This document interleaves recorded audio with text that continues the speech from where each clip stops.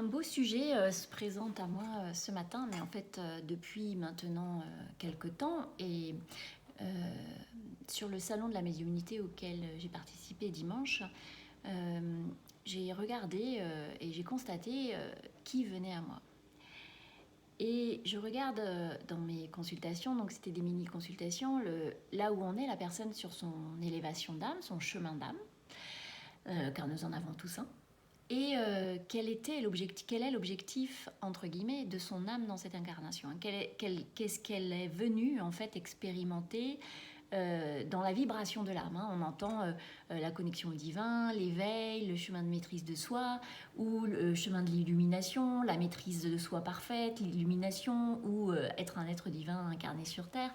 Et en fait, j'ai constaté que nombreux étaient venus au minimum expérimenter le chemin de l'illumination. Et à part une peut-être personne qui ressent les vibrations, qui était très connectée, certaines en fait ont eu du mal à accueillir cette information. Mais qu'est-ce que c'est que l'illumination? Un exemple dans la conscience ou la connaissance collective est celle de Jésus dans le désert, où la connaissance universelle en fait est descendue et l'a imprégné. Et c'est ce qu'il a diffusé en suivant. Lui comme d'autres prophètes en fait, hein, nous sommes tous reliés à cette même conscience, à cette même connaissance universelle, à cette conscience divine. Et qu'est-ce que ce chemin de l'illumination, à quoi fait-il référence, cette illumination ou ce chemin d'illumination dont ces personnes en fait que ces personnes ont reçu comme information que leur âme était venue expérimenter ça. Ça veut dire recevoir cette conscience divine, recevoir cette connaissance universelle, recevoir cette vérité de l'existence, cette conscience commune en fait à toutes les âmes, à tous les êtres, à tout le vivant. C'est impressionnant. Et surtout quand on a nos masques de l'humain, quand on a notre parcours, parce que toutes les vies sont différentes et plus ou moins difficiles, entre guillemets. Qu'est-ce que c'est que cette conscience divine? C'est aussi l'amour et la compassion universelle. Ce qui t'arrive m'arrive. Ce qui brûle devant chez moi me brûle. Voyez, comprenez cette compassion, cette empathie aussi. Qu'est-ce qu'amène aussi ce chemin d'illumination? C'est la connaissance inspirée de la source universelle de tout être. C'est être connecté à la source universelle de tout être. C'est être connecté à la source de son propre être. C'est une connaissance qui vient à nous à travers les filtres de l'esprit, donc notre humain. Et comment j'y vais, moi, sur ce chemin de l'illumination?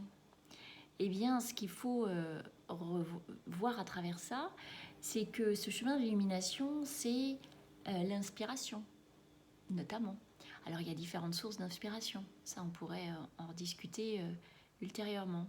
Ça peut être l'inspiration artistique, ça peut être la connexion au guide, ça peut être... voilà, il peut y avoir des strates entre guillemets, puisque même la notion de strate est remise en cause actuellement. On va aller regarder quand cesse cette inspiration. Eh bien, elle cesse notamment quand le mental reprend le contrôle et rationalise. Vous savez, cet élan qui arrive et où on va derrière dire « oui, mais non, mais oh là là, mais je deviens folle, oh là là, mais... » Vous voyez, les questions qui se posent après l'inspiration, c'est le mental.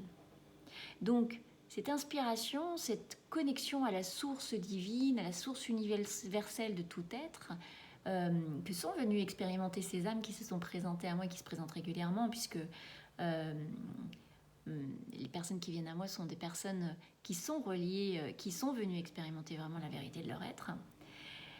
Et cette inspiration demande, cette connexion à cette connaissance demande de passer en effet les filtres de l'esprit de l'homme. Ça ne veut pas dire nier son humanité, puisque nous allons y revenir tout à l'heure, l'humain et toute son expérience et toutes ces vies passées et tout ce qui a été transmis, même en transgénérationnel, ce sont des compétences qu'il faut honorer, qu'il convient de récupérer, d'honorer, de valider. Maintenant, c'est OK. Et qu'est-ce que je décide pour demain? Pourquoi cette illumination, cette inspiration? Eh bien, c'est pour apporter l'inspiration et la compréhension qui vont changer l'homme en profondeur. Pourquoi faire? Et pour développer la fraternité spirituelle qui relie, amener la paix et cette reliance. Et qu'est-ce que c'est que cette reliance quand on est connectés tous, en tout cas quand on accepte d'aller sur ce chemin d'âme et de faire le travail en conséquence et de le vivre, de l'expérimenter, parce que c'est un travail de volonté, mais c'est aussi un travail d'expérimentation et de ressenti. Eh bien, on va vers l'unité, vers cette conscience universelle, universelle.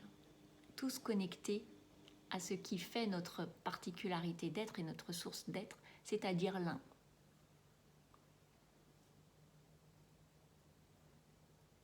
Accepter cette mission, l'accueillir, c'est déjà prendre conscience que nous sommes tous reliés. Et je suis reliée à mon animal de compagnie, et je suis reliée aux végétaux de mon habitation, de mon environnement, je suis reliée au tout.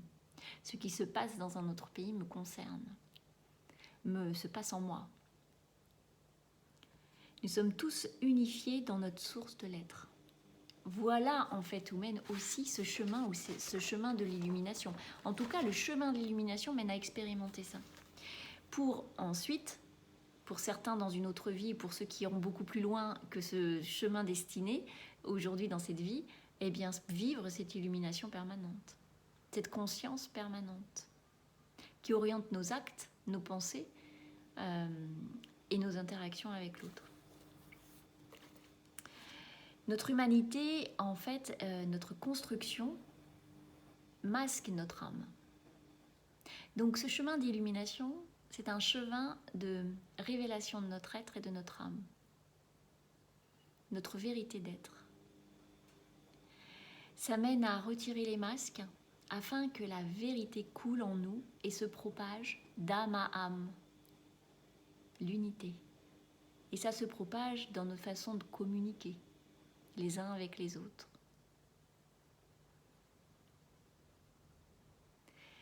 Notre humanité, nos aptitudes humaines, nos compétences humaines, intellectuelles, stratégiques, scientifiques participent à cela. Ça n'est pas à exclure de ce parcours. C'est pour ça aussi qu'on nous dit bien actuellement de rester profondément ancré. De ne pas lutter contre la réalité de notre incarnation. Ça n'est pas dissocié de ce chemin spirituel d'accomplissement et de connexion à notre être profond, à notre réalité d'être. Nos compétences, nos qualités humaines participent et servent le dessein de notre âme, donc de l'univers, donc de la source de tout être. Nos ombres, nos lumières. Donc, notamment pour ces êtres, mais même ceux qui sont venus expérimenter juste la conscience du soi, la conscience de la maîtrise de soi au quotidien, de cette connexion à ce en quoi j'ai foi et ce que je fais, ce que je suis, ce que je fais. Il n'y a pas de distinction puisque ce que je suis, c'est ce que je fais, ce que je fais, c'est ce que je suis. Nous pouvons tous nous élever, quelle que soit notre expérience de vie. Car nous avons tous un rôle essentiel à jouer et priver autrui de notre importance est nier notre valeur. Ça, c'est une phrase que j'ai tirée des lettres du Christ, en fait, et qui est très moderne comme texte et qui est tellement ce qui se passe actuellement, en fait, et ce que je constate chez les intuitifs, les inspirés, j'ai envie de dire. Au-delà d'être intuitif, vous êtes inspiré. Inspiré par quoi ? Par quelle porte vous ouvrez quand vous vous connectez à cette inspiration, c'est ce qu'il est intéressant d'aller regarder. Priver autrui de votre importance, c'est nier votre valeur. Il arrive parfois en entretien, je l'ai déjà dit ça, qu'une personne me dise « mais à quoi ça sert que je développe mon intuition ?» Pourquoi as-tu appris à écrire de la main droite? Tu étais droitier, tu avais des prédispositions d'être droitier. Tu aurais pu écrire de la main gauche pour communiquer quelque chose, pour pouvoir en tout cas le faire à un moment donné. Si tu décides aujourd'hui de te couper la main droite, tu t'amputes et tu refais un chemin en fait de labeur à côté. Il va falloir trouver un autre axe. Parce que pour ceux qui sont venus expérimenter le chemin de l'illumination ou l'illumination permanente, la connaissance arrivera à vous d'une façon ou d'une autre. Et votre âme frappera à la porte d'une façon ou d'une autre. Et vous savez comment elle frappe à la porte, votre âme. Elle frappe à la porte par des mots de l'âme, elle frappe à la porte par des mots du corps et bien d'autres choses, des accidents de la vie, etc., etc. Quand je n'écoute pas en fait cette pulsion de mon âme, cette pulsion de l'âme qui vient de la connaissance universelle, elle frappe, elle frappe, elle frappe, elle ne veut pas rester. Répondez à cet appel lorsque vous avez ces mots, en fait, ce chemin d'âme qui se profile à vous, devant vous. À partir du moment où vous êtes inspiré, que vous êtes intuitif, il y a derrière une mission de transmission. Quelle que soit la façon dont vous transmettez. Vous pouvez être enseignant, vous pouvez être cadre dans une entreprise, RH, c'est votre humanité et cette conscience de l'unité qui vous est demandé de véhiculer. N'hésitez pas à poser des questions en MP ou sous la vidéo, vos réactions. Voilà, à bientôt.